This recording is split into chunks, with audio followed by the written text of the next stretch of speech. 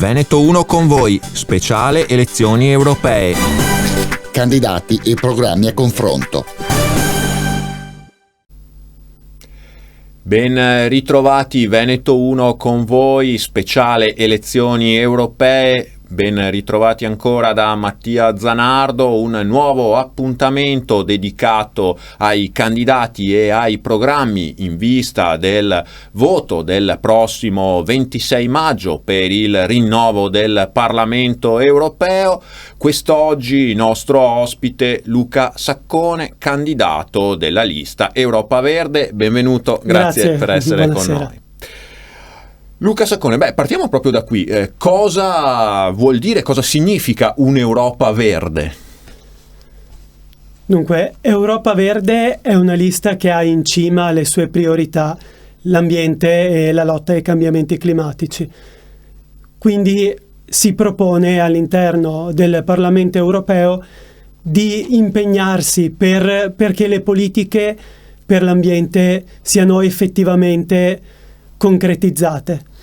Quindi non solo direttive europee che mirino a un'effettiva lotta ai cambiamenti climatici. Sentiamo moltissime formazioni parlare di ambiente, ma appunto è un tema che possiamo dirlo in quasi tutti i programmi alla fine questo, però voi dite non abbastanza o comunque non in modo altrettanto credibile?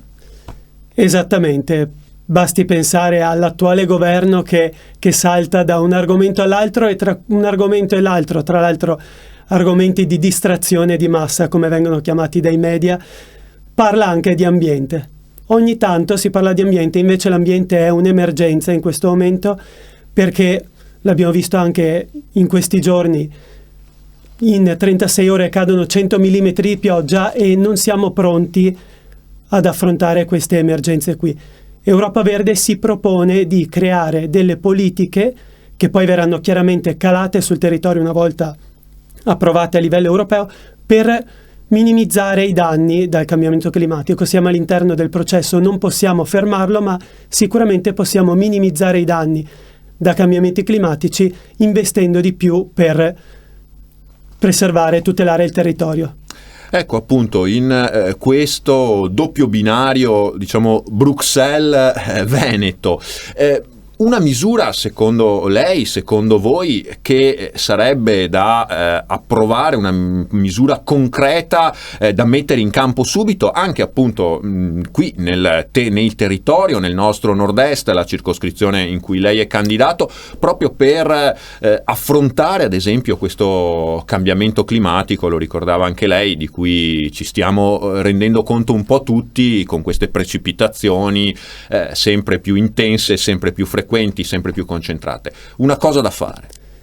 Ci sarebbero moltissime cose da fare. Mi viene in mente sicuramente la sistemazione idraulica del territorio. Ricordiamoci che il Veneto è un territorio ricco di fiumi, ricco di corsi d'acqua.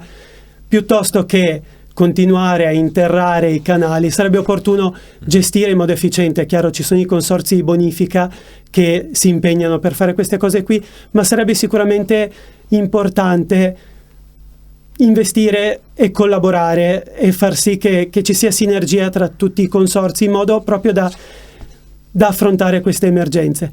Quindi fare in modo che una volta che arrivino le precipitazioni importanti, l'acqua invece che bloccarsi possa defluire senza incontrare ostacoli.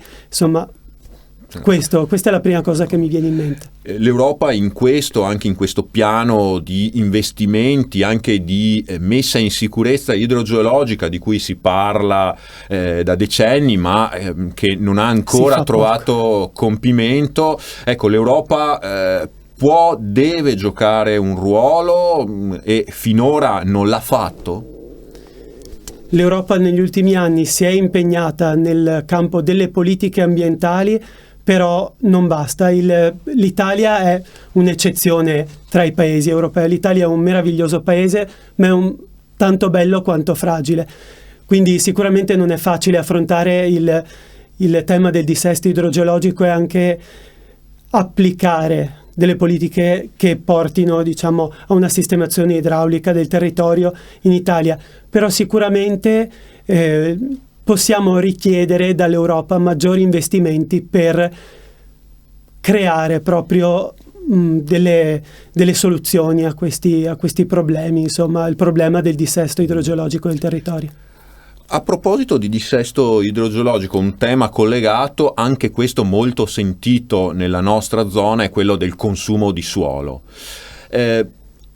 Proprio in questi giorni, ad esempio, il presidente degli industriali di Treviso e di Padova, Massimo Finco, presidente di Assindustria Veneto Centro, ha espresso la forte preoccupazione degli imprenditori per un progetto come la TAV, come l'alta velocità ferroviaria, che dice non si sa quali sorti possa avere, bloccato fino al di là di Verona, ancora assolutamente solo sulla carta, poi nel tratto Padovan-Vicentino, e invece gli industriali dicono ne abbiamo bisogno, queste opere devono essere fatte al più presto.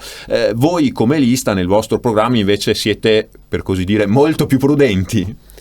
Dunque, io volevo sfatare subito un mito. I Verdi sono a favore delle opere.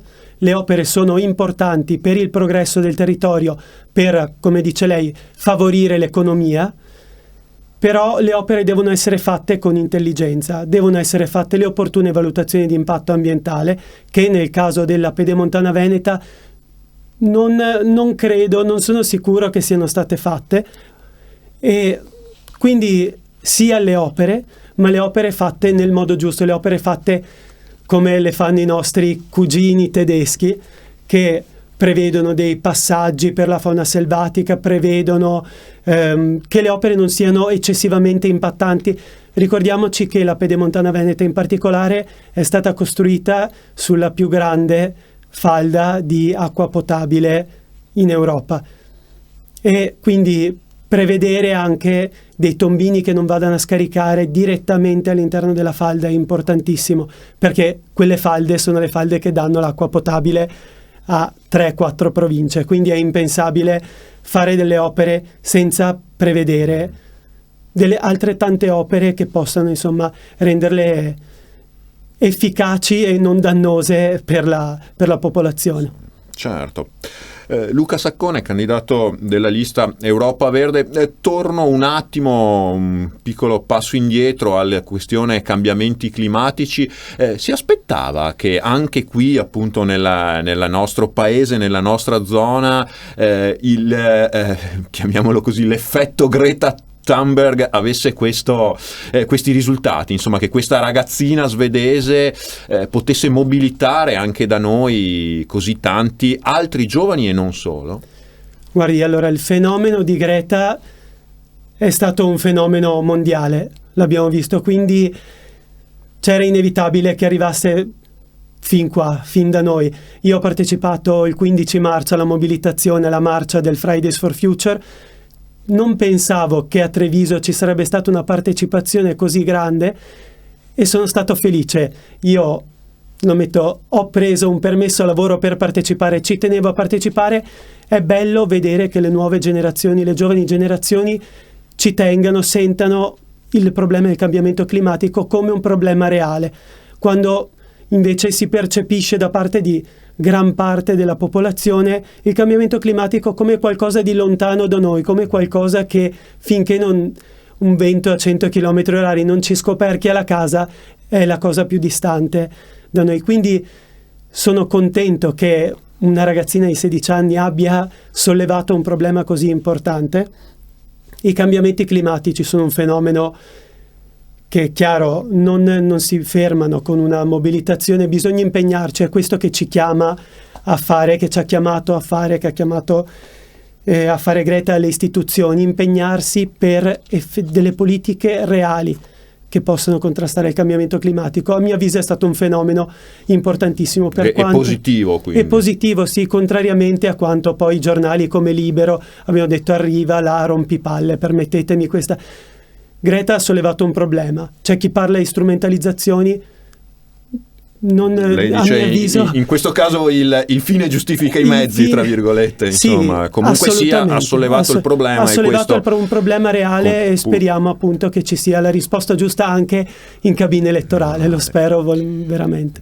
Senta, completiamo un attimo questa lista delle magagne, per utilizzare questo termine, anzi no, completare purtroppo non è il termine corretto perché ce ne sarebbero molte di più, ma sempre rimanendo in ambito ambientale, sempre in qualche modo in questo rimpallo tra la dimensione continentale e quella più territoriale, in questi ultimi anni nel nostro Veneto si è parlato molto di PFAS come un po' l'emblema di uno sviluppo economico che poi però ha lasciato conseguenze e continua a lasciare conseguenze dannose, pericolose anche per la salute a lungo termine. Questo è un altro aspetto su cui secondo voi bisogna intervenire dal punto di vista normativo e non solo. Assolutamente bisogna, a mio avviso, individuare quelle aziende che scaricano queste sostanze all'interno dei fiumi.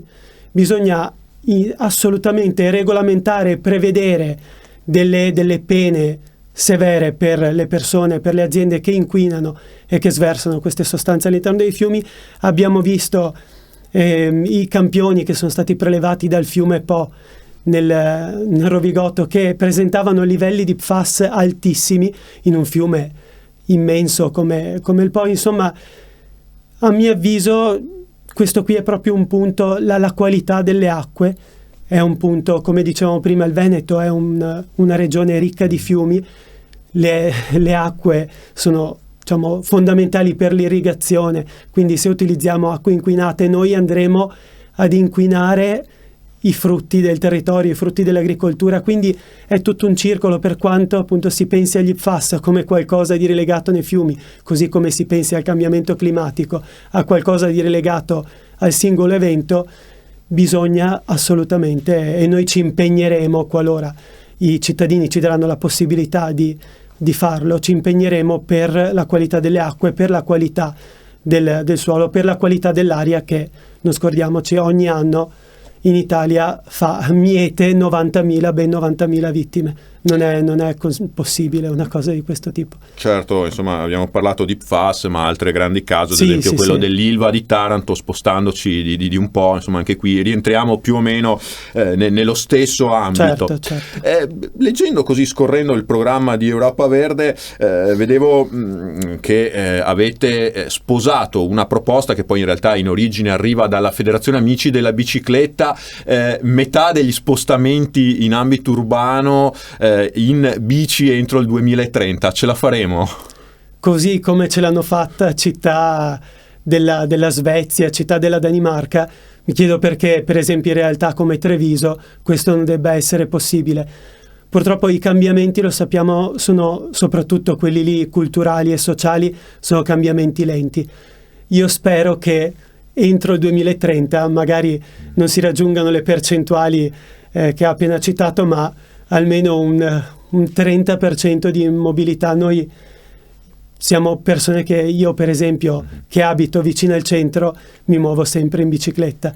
Per me è impensabile che anche con una leggera pioggia non ci si debba muovere in bici. Quindi mi auguro che insomma la mobilità, cioè la riteniamo una cosa fondamentale, mi auguro che sia abbracciata. Bisogna fare un'opera di educazione, oltre a costruire le piste ciclabili, anche un'opera di educazione. Forse appunto nelle città in cui citava lei, che lei citava prima, magari in pochi, o anzi nessuno, insomma, parcheggia ad esempio sulle piste ciclabili, e se lo fa le pene sono severe. Da noi qui siamo ancora un po' indietro.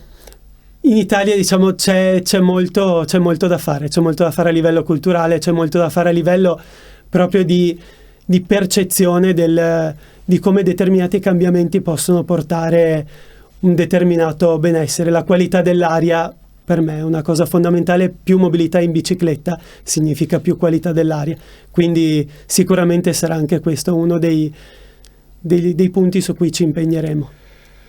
Andiamo verso la conclusione di questa nostra chiacchierata con Luca Saccone. Naturalmente l'ambiente non potrebbe essere altrimenti per una lista che si chiama Europa Verde, che insomma accoglie e rappresenta anche la Federazione dei Verdi, però non solo ambiente, insomma poi ci sono molti temi a partire dal lavoro, la finanza, voi chiedete anche una tassazione europea in qualche modo diversa anche per le imprese inquinanti, ma non solo, ad esempio anche per le grandi multinazionali del digitale, no? Che hanno queste sedi in paradisi fiscali o comunque in paesi a tassazione privilegiata, sì, certo. Esattamente. Voi chiedete maggiore trasparenza anche in questo senso?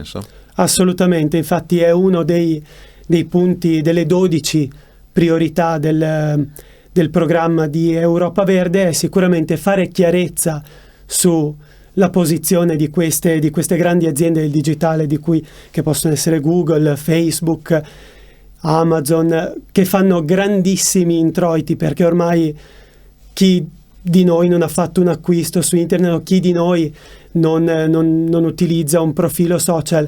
Bisogna fare chiarezza su queste aziende e prevedere delle tassazioni, perché appunto qui c'è molta nebbia a riguardo. Come diceva lei, Europa Verde non si occupa solo di ambiente. Tra le 12 priorità c'è il lavoro, ci sono gli investimenti nella scuola, nell'educazione, nell'università, ci sono gli investimenti per le grandi opere, ci sono gli investimenti si parla anche di immigrazione, che è uno dei temi più caldi, di strettissima attualità. Esatto, certo. di strettissima attualità, quindi si parla di tutto.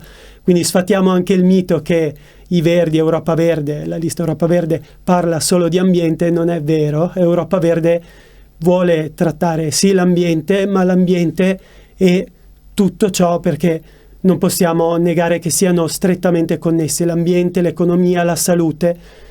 Quindi sicuramente è doveroso affrontare anche tutte le altre tematiche che fanno parte, quindi, tra l'altro, del nostro programma. Ultima considerazione di stampo un po' più politico, diciamo così, insomma, l'ecologismo politico, appunto, come rappresentanza politica anche in Italia aveva vissuto un grande boom proprio con i Verdi, insomma, diciamo a cavallo tra gli anni 80 e 90, poi è andato un po' declinando, anche in tutta Europa si è avuto questo trend. Ora, ad esempio, con le recenti elezioni in Germania, invece i partiti dichiaratamente ambientalisti, come ci diceva Luca Saccone, molti citano l'ambientalismo, ma molti citano l'ambiente, poi ci sono invece appunto partiti che lo mettono al centro del loro programma. Diciamo, questi hanno avuto un risveglio in Germania. Lo prevedete anche qui da noi? Insomma, sentite cosa vi prospettate anche a partire da queste elezioni? Noi speriamo che l'onda verde che è partita dai paesi del nord, come diceva lei, che l'onda verde che è partita dalla Germania con percentuali molto molto più alte rispetto alle percentuali che hanno in passato sempre preso i Verdi qui in Italia, speriamo che ci sia una contaminazione, che si sente effettivamente questa esigenza di dare importanza a quelle liste, a quei partiti che all'ambiente ci tengono effettivamente, che lo mettono al centro della propria politica. Quindi sì, incrociamo le dita, speriamo appunto che quest'onda verde arrivi pure in Italia, e speriamo di superare questa soglia del 4% che insomma sarebbe quella che ci permetterebbe di avere dei rappresentanti all'interno dell'Europarlamento e di avere voce e forza in capitolo, perché purtroppo è inutile negarlo, per avere voce in capitolo bisogna avere la rappresentanza e quindi la facoltà politica di fare le cose, insomma. Con Pippo Civati risolto? Con Pippo Civati tutto risolto, è stata fatta chiarezza sul punto. Sì, è stata una cosa che ha dato una piccola scossa, però adesso fatta chiarezza.